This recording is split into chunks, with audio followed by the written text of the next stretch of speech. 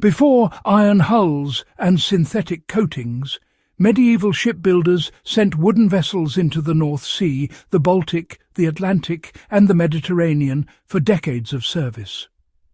These ships faced salt, storms, worms, and constant wet-dry cycles that destroy untreated wood in just a few seasons. Yet archaeology keeps pulling up hulls that are still structurally sound centuries later. This was not luck, and it was not a single miracle substance. It was a protocol, followed step by step, refined by failure, and passed down through guilds rather than books. If you value this kind of foundational knowledge, subscribe to In the Beginning, because what follows explains how medieval builders preserved wood in conditions modern sealants still struggle to survive. Medieval shipbuilders treated wood as a living material even after the tree was felled. The protocol began before construction ever started. Medieval builders selected trees in winter, when sap was lowest and sugars that attract rot organisms were reduced. Logs were not rushed into use. They were seasoned slowly, often partially buried or stacked in shaded airflow to prevent surface cracking while internal moisture equalized. This prevented stress fractures that later allowed saltwater intrusion. Builders understood that wood which dries too fast becomes brittle. Their goal was controlled flexibility, not hardness. This mindset shaped every step that followed. Heat, smoke, and time formed the first line of preservation. Before planks were fitted to a hull, they were often exposed to smoke and low heat. Shipyards burned resinous woods nearby, bathing timbers in phenolic compounds released by smoke. These compounds are now known to inhibit fungi and bacteria, but medieval builders learned their value through observation. Heat drove out remaining moisture while opening wood pores. Smoke deposited preservative compounds deep into surface fibers. This process was slow, sometimes taking weeks, but it fundamentally altered how wood responded to water. Oils, tars, and fats were applied as a system, not a coating. The most misunderstood part of medieval preservation is the use of tar and oil. These were never meant to form a hard outer shell. Pine tar, fish oil, animal fats, and plant oils were warmed and applied repeatedly while the wood was still receptive. The objective was saturation, not shine.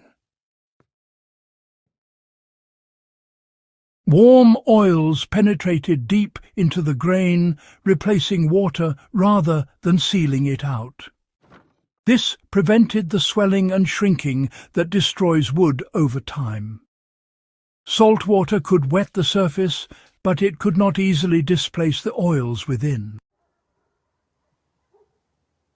Seams were protected before planks ever touched the sea.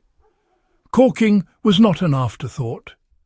Seams between planks were packed with fibres such as flax, hemp, moss or animal hair, then impregnated with tar. This created joints that expanded when wet, tightening under pressure rather than opening. This approach meant ships became more watertight in use, not less. Modern rigid sealants often do the opposite, cracking as hulls flex. Biological protection was, really built into the hull environment.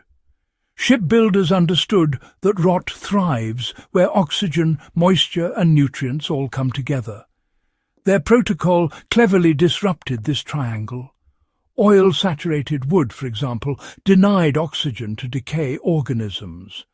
Tars, on the other hand, introduced antifungal compounds.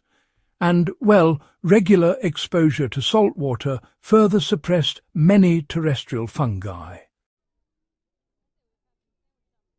Some builders even, interestingly enough, encouraged benign marine growth on hulls, which acted as a sacrificial layer, protecting the wood beneath. This was, you might say, managed rather than fought. Maintenance was continuous and expected, really, not something to be postponed. Medieval preservation did not end at launch, not at all. Ships were hauled out regularly, hulls were dried, re-smoked when possible, and re-oiled. Damaged areas were repaired immediately, preventing small failures from spreading. You know, this maintenance culture was actually a key reason ships lasted so long. Builders always assumed that wood required care, just as much as sails and rigging did. In their eyes, neglect, not age, was really seen as the true enemy. These methods, well, they're not obsolete at all. Anyone working with boats, docks, outdoor timber structures, or even heritage buildings can, adapt them. It's wise to select untreated wood and allow it to season naturally. If you can, avoid rapid kiln drying. Instead, apply heat gently, maybe through sun exposure or warm environments, before oiling. It's best to use penetrating oils rather than those film-forming sealants. And remember, reapply periodically instead of waiting for visible failure.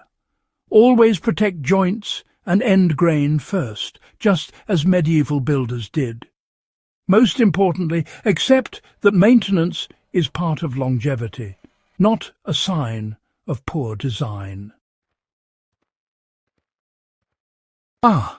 Archaeological evidence, yes, it confirms the protocol worked. You see, recovered medieval ships consistently show oil and tar residues deep within the wood fibres. Even when the outer layers are, well, degraded, the inner structures remain flexible and intact. This is, indeed, the signature of saturation-based preservation, not just surface treatment. In contrast, many modern vessels, fail from internal rot that's hidden beneath intact-looking coatings. Medieval builders, well, they avoided this trap entirely. The deeper lesson, really, is hidden in medieval shipyards. The true secret wasn't just pine tar or smoke alone. It was systems thinking. Medieval shipbuilders understood materials, environment and time as a single equation. Their protocol worked because it actually aligned with how wood behaves in the real world, not just how builders wished it behaved. And that, honestly, is why their ships survived conditions that should have destroyed them. If this kind of deep historical knowledge adds value to how you understand the past and its relevance today, do consider subscribing to In the Beginning and share this guide with others who believe the most advanced solutions are, quite often, the oldest ones refined by experience.